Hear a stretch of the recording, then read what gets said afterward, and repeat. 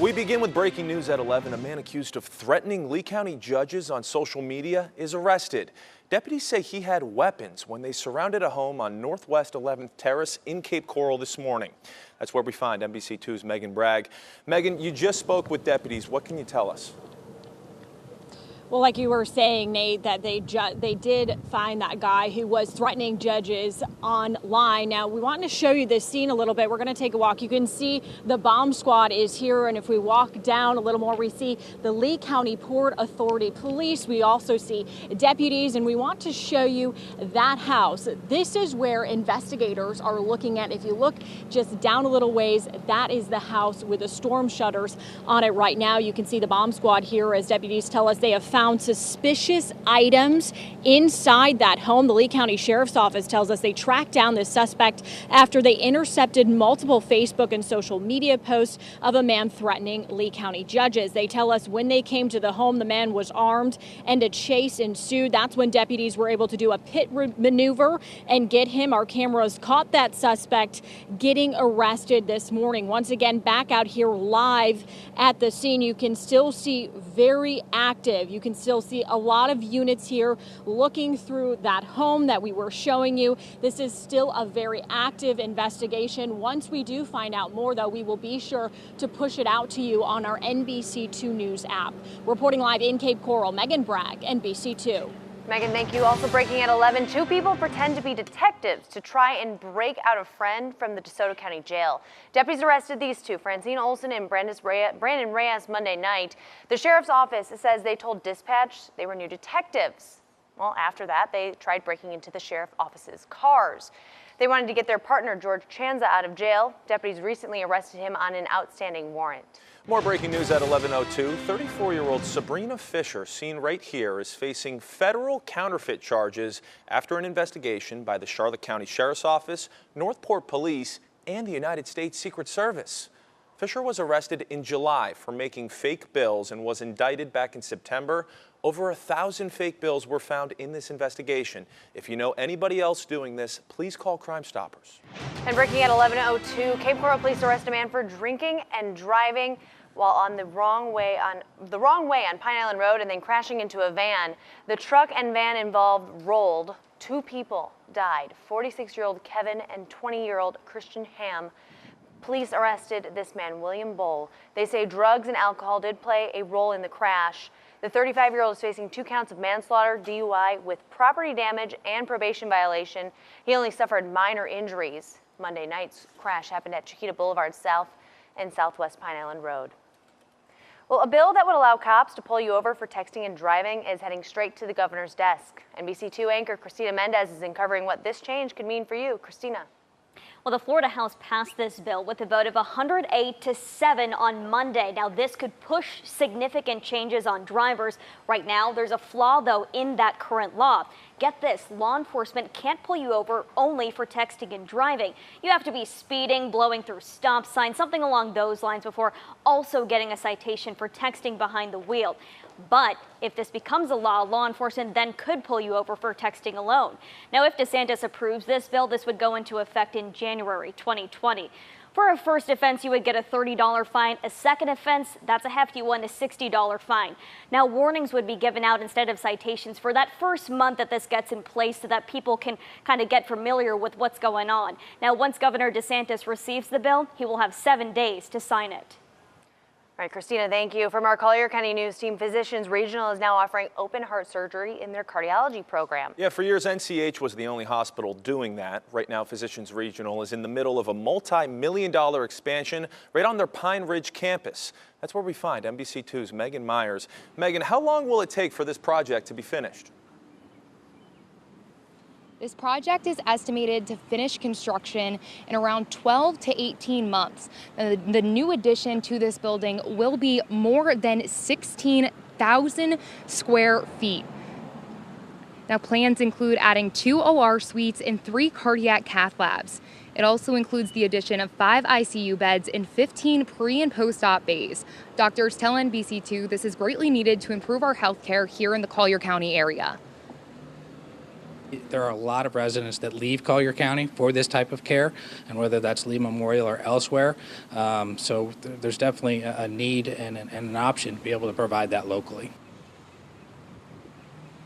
The hospital tells NBC2 they're hoping to have these new systems running by 2020. We're live in Naples. Megan Myers, NBC2. All right, Megan, thank you very much. Take a look at your screen. These two men are out of jail this morning after deputies say they threw back-to-back parties this weekend, providing drugs and alcohol to minors at an Airbnb in Naples. That's 19-year-old DiGimanuel Jonassan and 23-year-old Sandro Pierre. Their first party was shut down after neighbors complained of loud music and underage drinking. The next night, on Saturday, deputies went back to the same rental on 97th Ave North after a teenage girl crashed her car on the way there. When deputies arrived that second night, they found marijuana and open bottles of alcohol. It kept me up. My kids were dead asleep, but, you know, I'm up at the drop of a dime. It's like any other weekend. It feels like to me that the noise is kind of, the level of the noise is getting louder. Both Jonassan and Pierre are facing charges, including having an open house party with alcohol and drugs and contributing to the delinquency of minors. The man accused of shooting inside a Southern California synagogue Saturday will appear in court today. John Ernest has been charged with first-degree murder and 3 counts of attempted murder.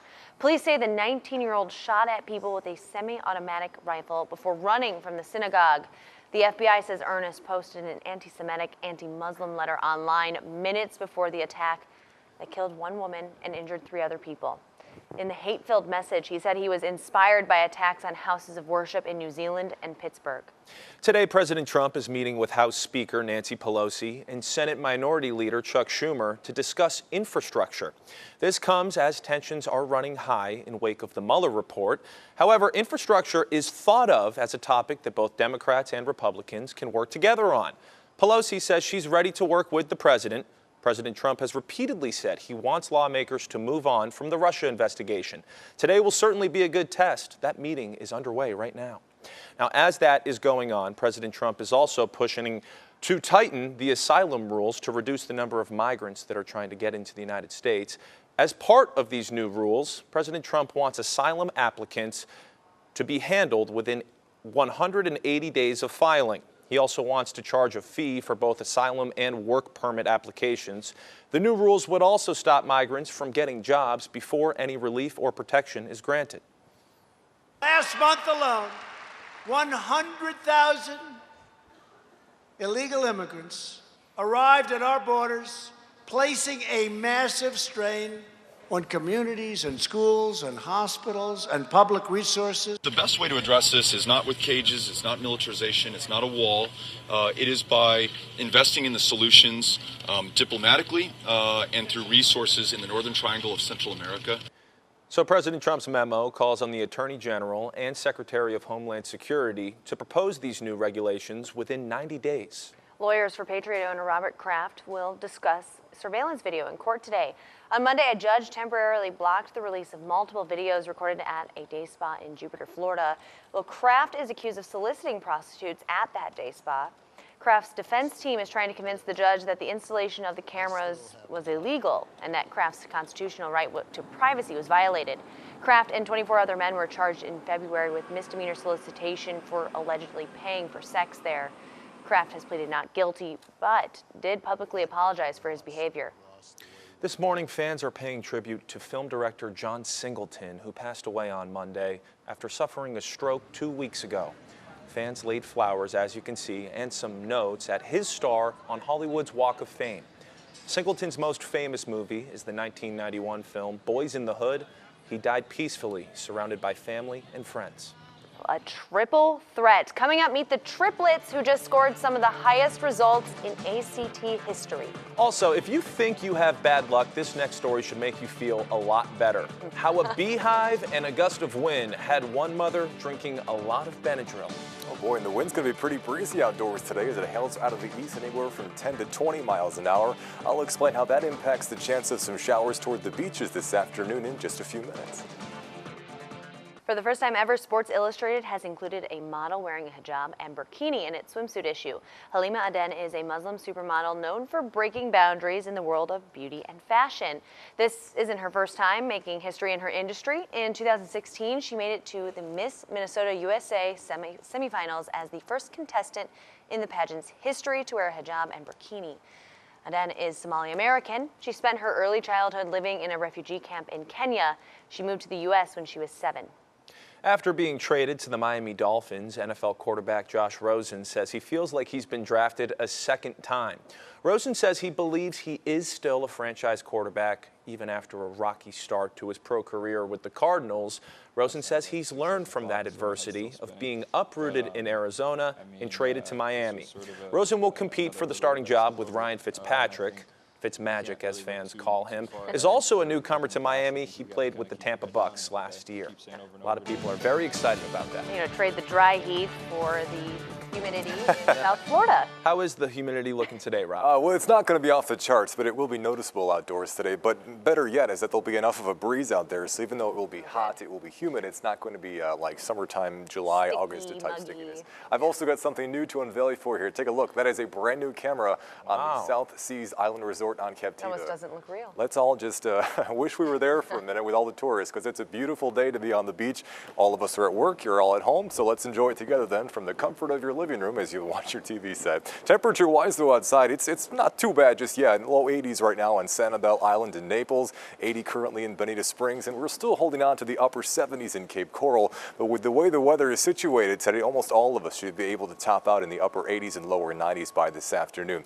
A big piece of the forecast today is what's happening about 10,000 feet up into the atmosphere, and this is something we can analyze using the water vapor satellite. And right now there's a lot of dry air sitting about 10,000 feet above our heads in the atmosphere, and that tends to cap the amount of rain that we see here during the afternoon hours. It doesn't mean it's impossible for it to rain, but it does mean that the coverage of any showers today will be awfully isolated. So to summarize your forecast for today, look for partly sunny and warm conditions as, again, temperatures take a run toward 91 degrees in neighborhoods like Fort Myers and Cape Coral. When it comes to rain chances today, notice where they pop up. It's principally to the west of US 41, and one of the reasons why is because the breeze is so strong out of the east today, it typically helps to pin the sea breeze, which comes the opposite direction from the Gulf of Mexico. So as those two winds have basically powered out here, it basically sits up right along the beaches. So should we see an isolated shower or two pop up today, the opportunity is greatest again to the west of US 41. But like we talked about, coverage of rain overall will be isolated, and that's good news for the ongoing pickleball championships that are taking place in East Naples this afternoon. It's going to be warm whether you're playing or whether you're going just to watch. Make sure you have lots of water, as temperatures through 4 or 5 o'clock this afternoon will be in the upper 80s to around 90 degrees.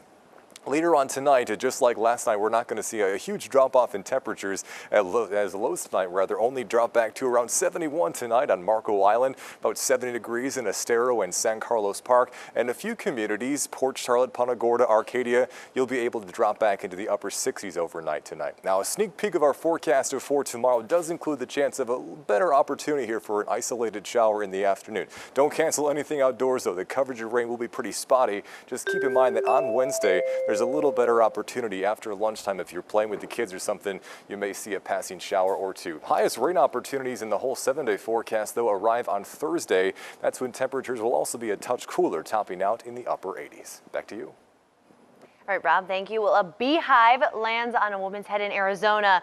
She had been stung more than 24 times. I mean, seriously, talk about being in the wrong place at the wrong time. Someone snapped a pic of this massive beehive in front of a Tempe home daycare Monday morning. Just hours later, walking up to the house, and with my wonderful luck, the second I get out of my car and walk under it, it falls on my head. It fell on your head? Yeah, it fell directly on my head. I heard it explode on my head. That woman says during the storm, a huge gust of wind swept past right as she walked by. She was on her way to pick up her son from daycare when the hive landed on top of her head. She says she was stung more than 30 times. My head, my shoulders, my arms, my fingers. She says she rushed inside to the shower and immediately took Benadryl. The fire department put foam all over the hive and the front of the home to protect anyone else, especially since students were about to leave an elementary school nearby. The woman went to the hospital to be checked out. She's now recovering and says she's thankful it wasn't her son.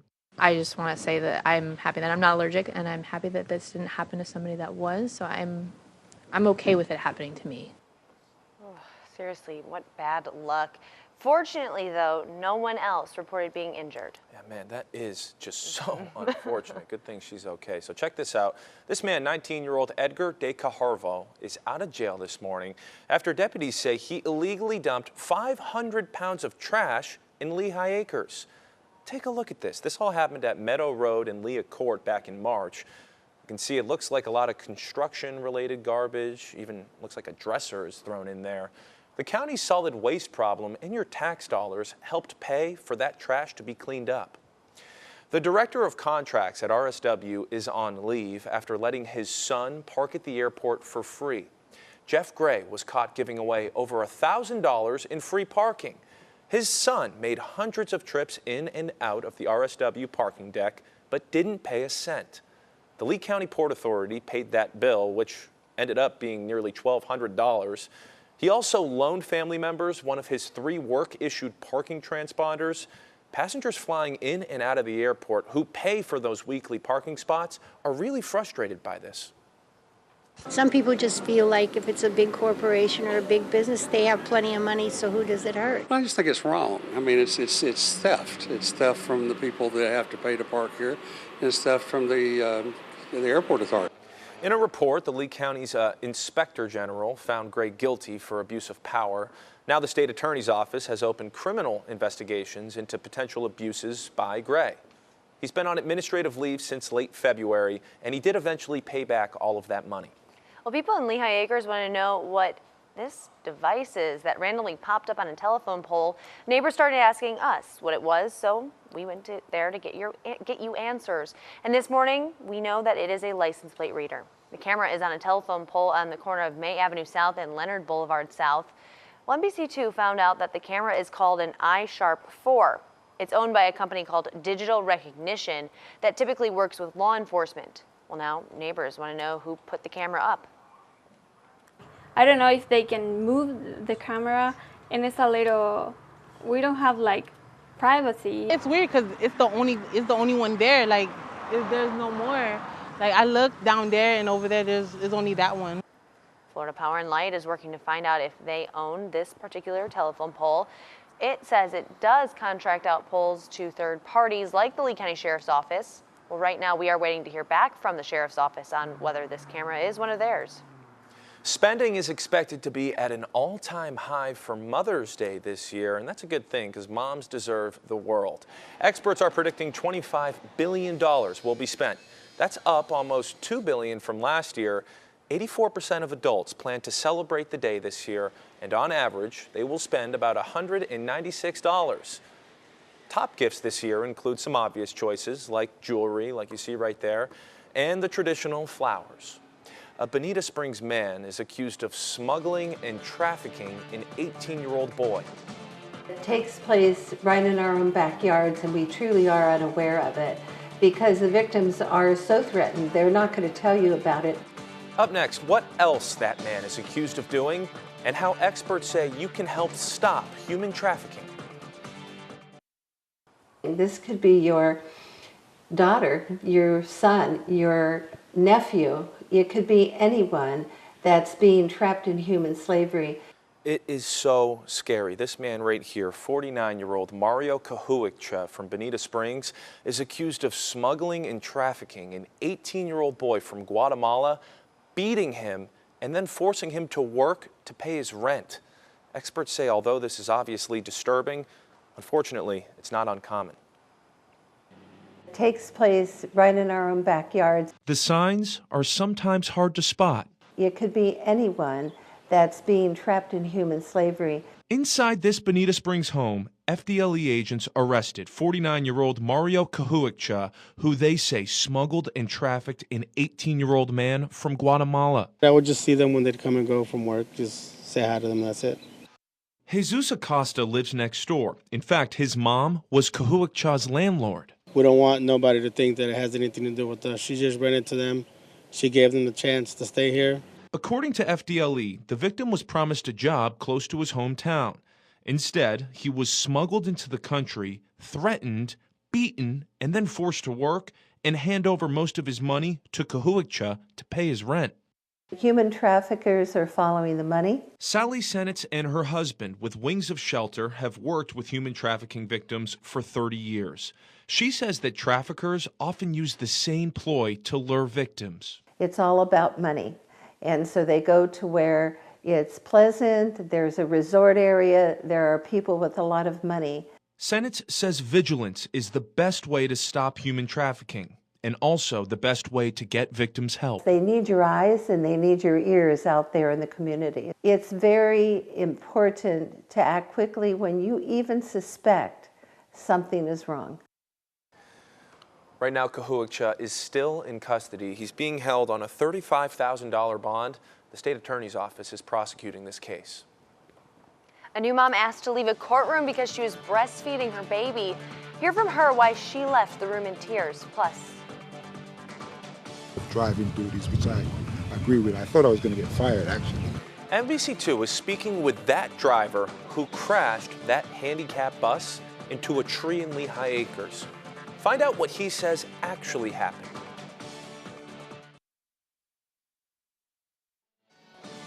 think twice before going to the spa. How 2 people got HIV after a day of pampering. Plus, the Lee County Superintendent is facing accusations and harsh reviews. Why one board member wants the superintendent fired. And we begin this 11:30 half hour here in the Alert Center. I'm Stacey Defenbaugh monitoring breaking news and live feeds. And one just changed moments ago. Chuck punched this up, Sat 24. Let's head to Venezuela now. That's 25. Chuck, 24. 24 is a live look from Venezuela, where the Venezuelan opposition leader Juan Guaido called for a military uprising. This has been going on here. He's trying to oust President Nicolas Maduro. Gunfire this morning outside of this air base in the country. Soldiers, people in military uniform that were accompanying Guaido clashing with the soldiers who were supporting Maduro. So you can see smoke there rising from that building. I'll continue to monitor this and pass along any updates from your NBC2 Alert Center. All right, Stacey, thank you. Well, this morning, a Lee County School Board member wants Superintendent Dr. Greg Adkins fired. We'll take a look at the superintendent's evaluations. There it is. You can see four board members ranked Dr. Adkins as highly effective. 2 said he needed improvement. Then Melissa Giovanelli ranked him unsatisfactory. She also accused Dr. Adkins of being aggressive. Another board member says the board shouldn't jump to conclusions and needs to discuss this review first. We need to have review the evaluations and have a conversation as a board to establish what are the things that we really want to look at. Well, overall, Dr. Adkins received an effective rating from the board. We did reach out to the school district. They tell us right now Dr. Adkins wants to speak with board members about the evaluation first. We also reached out to Giovanelli. We are told that she is out of the country. I just don't know what happened. I put my foot on the accelerator, and I just kept on accelerating.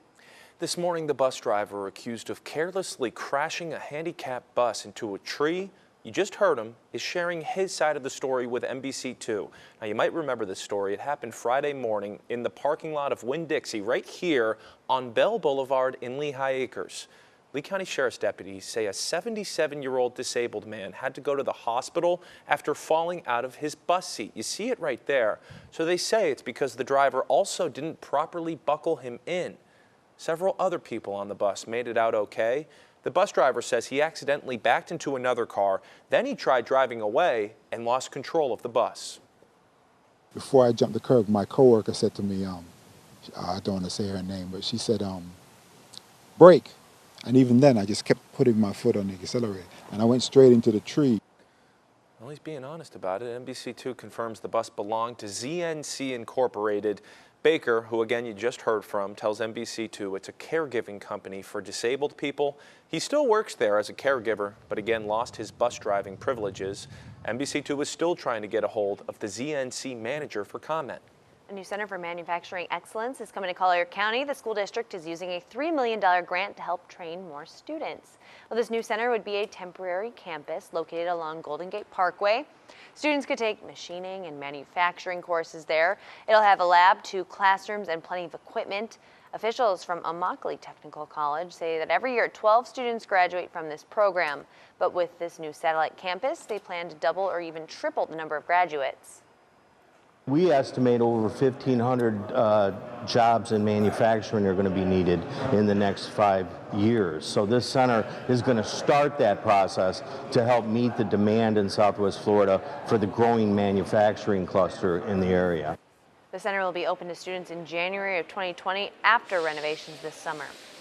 Happening today, city crews in Cape Coral will start installing new signs at future neighborhood and community park sites. And here's what they'll look like. This is all part of the Parks Go Bond project. The city says they're installing them so you can be aware if construction is starting in your neighborhood soon. There will be 10 new signs in total. Cape Coral voters, remember you approved a $60 million expansion of the city's parks and recreation amenities in November of 2018.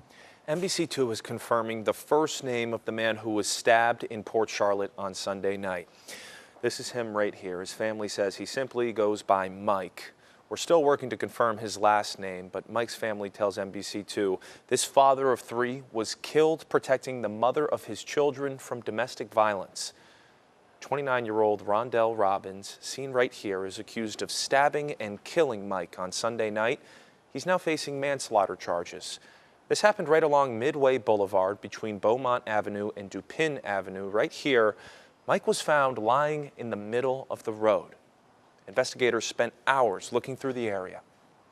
I held Mike's hand while he died, and he just kept saying, "Please tell my girls I love them. Please tell my girls I love them." Man, can't even imagine that. Robbins, the person accused of doing this, already has a history of battery arrest in Charlotte County dating back to 2012. He's being held without bond this morning. A North Carolina woman is questioning why she was kicked out of a courtroom when she was breastfeeding her baby. State and federal laws state that women are allowed to breastfeed in public facilities. Well, Bell was in traffic court for a ticket that included a seatbelt violation. She was breastfeeding her baby in a sling. The bailiff asked her to leave, citing a courthouse rule that prohibits children under 12 in the courtroom. She then explained to the judge when she had to go back in why she needed to have the baby with her at all times. If I leave her home, she's unable to eat. He then replied to me that that was not his problem, and if I had any other excuse, that he was going to take her that day and have me put in contempt. And that's when I walked out of the courtroom crying. A spokesperson for the judge says they have nothing to say about Danielle Bell's allegations. She is due back in court on May 20th, although she says that she's afraid to go back to court now. Most of us take food for granted, but one child in Arkansas is definitely not. Cohen Smith is full of energy. He loves to play sports. Nothing will slow him down. You see him running around, and that includes fighting a rare disease. It's known as EOE. It's a chronic allergic inflammatory disease that affects your swallowing tube or your esophagus. 1 in 2,000 people are born with this disease, but Cohen was actually born healthy. For the first 5 months of his life, he was able to breastfeed without any problems.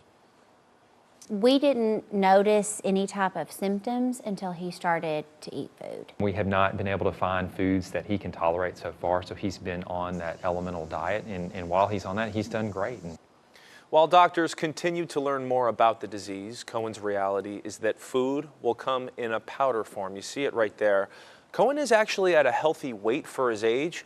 His little brother, Sheppy, has a minor case of EOE, but not as severe as Cohen's. 11:36, more new live pictures here in your NBC2 Alert Center. Chuck, punch up Sat 25 here. You're going to see the Vice President of the United States in a moment. He is in Norfolk, Virginia, home to the world's largest naval base, and he just tweeted out moments ago that he is there to thank the men and women of the USS Harry Truman. He is set to tour that facility and also give some remarks to the ship officers and crew members. I'll continue to look in on this live feed. Hopefully that clears up a bit, but you can make out the Vice President there meeting people there as the plane just landed. All right, Stacey, thank you. Well, cancer can be a long journey filled with many side effects. On today's Health Matters, Lindsay Morton talks to one woman about how a program at the Regional Cancer Center made her journey a little easier.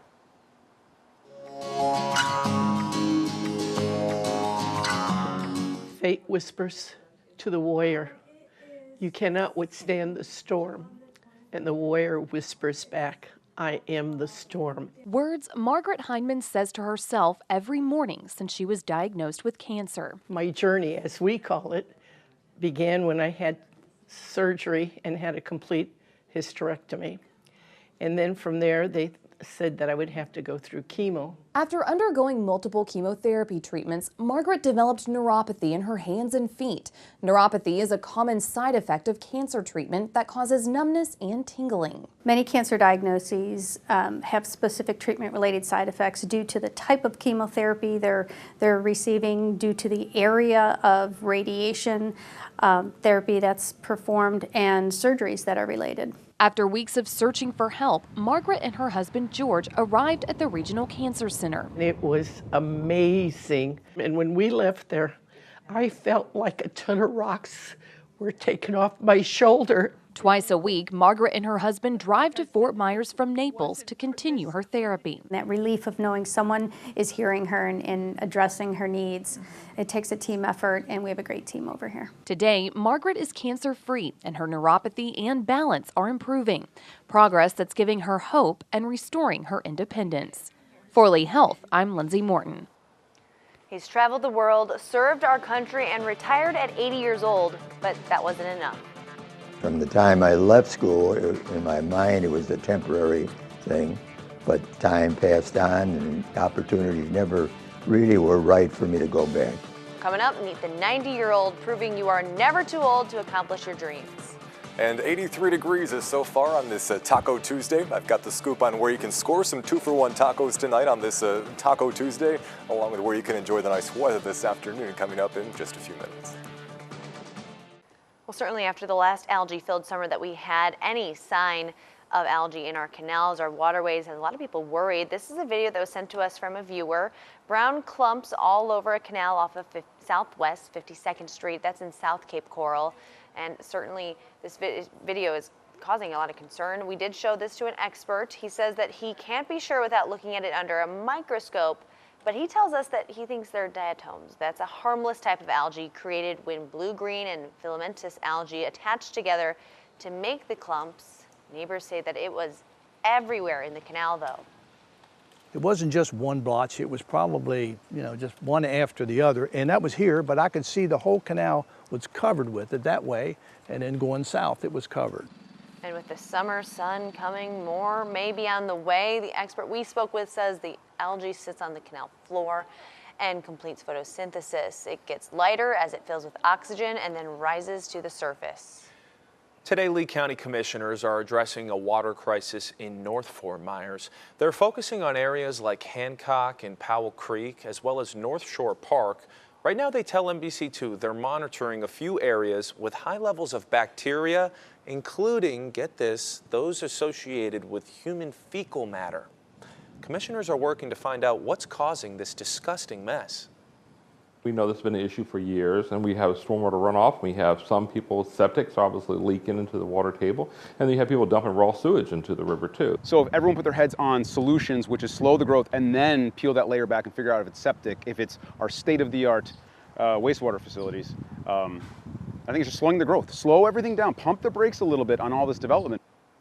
So there won't be any voting at today's meeting, but they will review the recent study supported by the DEP and discuss options for the future. Well, it seems like no one is immune to love bugs. The Collier County Sheriff's Office posted this picture saying love is in the air and all up in their grill. So they want to remind people to scrub the bugs off before they block their view of the road. And when we read the comments, we found this one. Ultimate Express Car Wash in Naples is washing marked Sheriff's Office and Florida Highway Patrol vehicles for free. It's a great deal. Unfortunately, I don't have one of those marked vehicles, Rob. Gotta keep the grill clean though, and it's tough to do this time of year when those love bugs are all over the place. But weather-wise, it's pretty nice outdoors right now. Live look from the top of the radar tower, looking toward some of the apartments and condos in downtown Fort Myers, shows basically a blend of sun and clouds at this point in time, but no rain.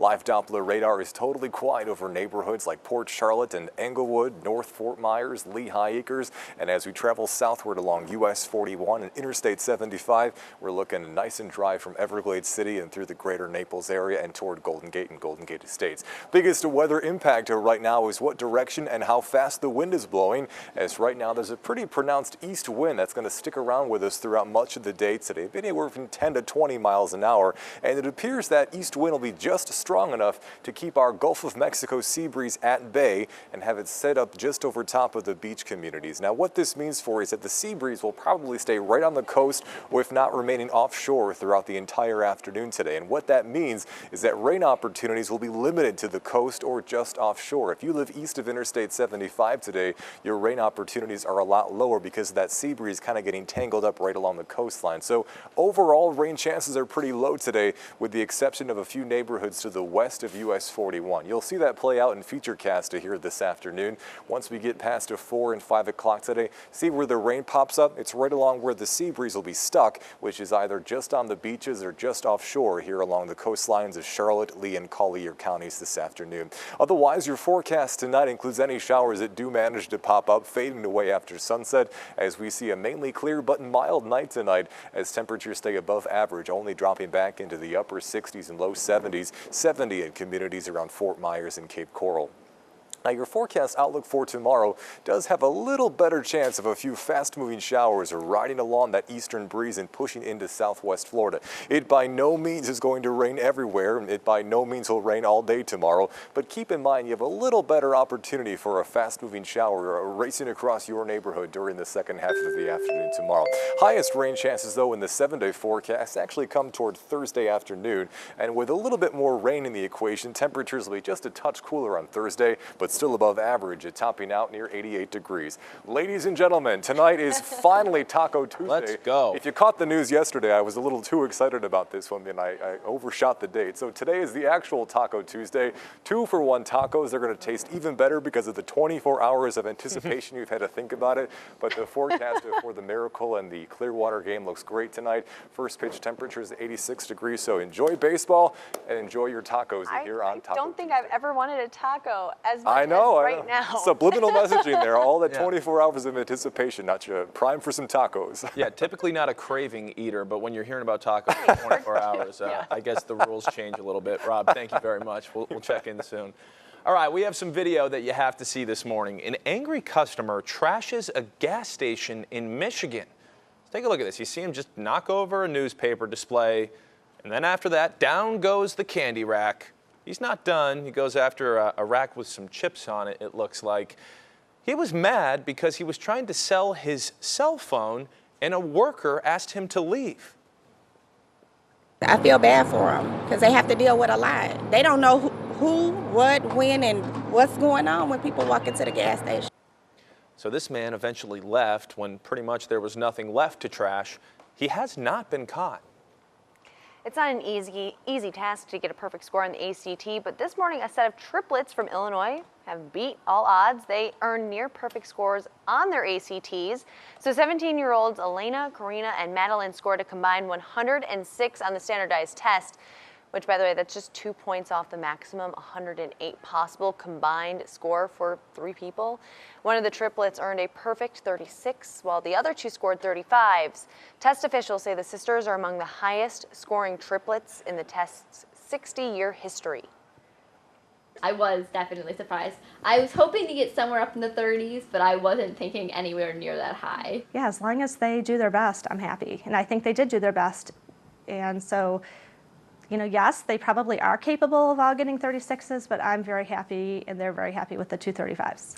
Elena and Madeline, who are identical, both aspire to careers in engineering, while Karina, who is fraternal, is interested in medicine.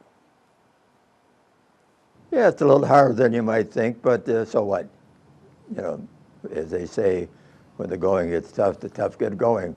I absolutely love this guy. So it's never too late to go back to school. And that 90-year-old man that you just heard from in Chicago is proving that. Next week, Bob Dwyer will get his diploma from Northern Illinois University after decades of hard work. Ravi Baikwa reports. I am curious by nature. It is a trait that fired Bob Dwyer's ambition to finally get a degree after life. Signing up for the Army, getting married, having a successful career got in the way. From the time I left school, in my mind, it was a temporary thing. but time passed on and opportunities never really were right for me to go back. He traveled the world in the fasteners business, but after retiring at 80, missed more intense human interaction, especially after losing his wife Peggy in 2010. Because of being interested in things, you're moving around, you're going places, you're visiting things, visiting places, talking to people. I think all of those things keep your body active and your mind active. Northeastern Illinois University's interdisciplinary program was a good fit for him, a rigorous 40-hour course that he's completed over the last 2 years. I've been able to take philosophy, sociology, communications, geography, education, and political science. Bob is very conscious of his own time, and so communicating everything that I had hoped to communicate had to be done really efficiently. And he's made a lot of friends with those fascinated with his ambition. They would ask me, they say, well, what are you going to do, Bob? I said, well, I'm going to graduate. That's what I'm going to do. So. Dwyer's 9 kids and most of his 22 grandchildren will be there when he walks across the stage on Monday. And he says he doesn't want to be the last senior to do so. That is incredible. Northern Illinois University has been around for 152 years. In that time, it's pretty safe to say that nobody older than Dwyer has ever graduated. NBC2 can confirm it hasn't happened since records began back in 1962. Honestly, it made me sick to my stomach right away. A relaxing day at the spa quickly turns into terror. 2 cases of HIV are linked to a New Mexico spa.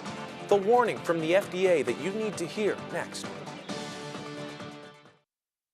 The likelihood that these resulted from a procedure at the spa are high. Well, 2 cases of HIV are linked to a New Mexico spa. The Department of Health shut it down in September. And now, as Rebecca Atkins reports, people who went to the building are certainly concerned. Honestly, it made me sick to my stomach right away. When patients of the VIP spa first learned of bloodborne illnesses that likely had spread from a procedure there, they were terrified. More recently, in this year, we were notified of a second infection. Now, with 2 confirmed cases of HIV, the Department of Health has issued an alert to anyone who may have had an injection-related procedure at the spa. So this was your blood? Procedures like the vampire facial, which stars like Kim Kardashian have had done. The particular one that I'm using has 32 needles in it. The procedure takes samples of your own blood, extracts the plasma, then injects it back into your face with needles. The likelihood that these resulted from a procedure at the spa are high. The Department of Health says the esthetician running the business was using unsafe practices that could spread infections like HIV and hepatitis B and C. So far, more than 130 former clients have come forward to get tested. That's way beyond her scope of practice as an esthetician, so that would not even be something that we would even license. The Regulation and Licensing Department submitted this cease and desist order on the business last fall. Today, the building now looks far different than it did, with no sign the business was ever there. First of all, she didn't have a license, so that was basically why we were able to close the establishment. Kathy Ortiz with Boards and Commissions says they're required to do inspections like this every 18 months, and they'd previously inspected the VIP spa owner, but not at this location. We did inspect her prior to, but not at that location. She had a license, and she was located at a different location, and we did inspect at that time. Now, the health department warns anyone who's considering any services involving injections to verify that they are being done by a licensed medical provider. All new, ahead at noon. We are live in Cape Coral, where a multi-agency investigation has been unfolding for hours. What we can confirm next. And NBC2 is confirming new details about a wrong-way crash that killed 2 people. We have pictures from the victim's family. And a woman making counterfeit cash gets busted after a months-long investigation. Next at noon, the charges she's facing and just how far her funny money traveled across our state. The news at noon is next. A life-saving procedure is coming to Physicians Regional. Coming up ahead at noon, we'll let you know when you can expect it all to be up and running here in Collier County.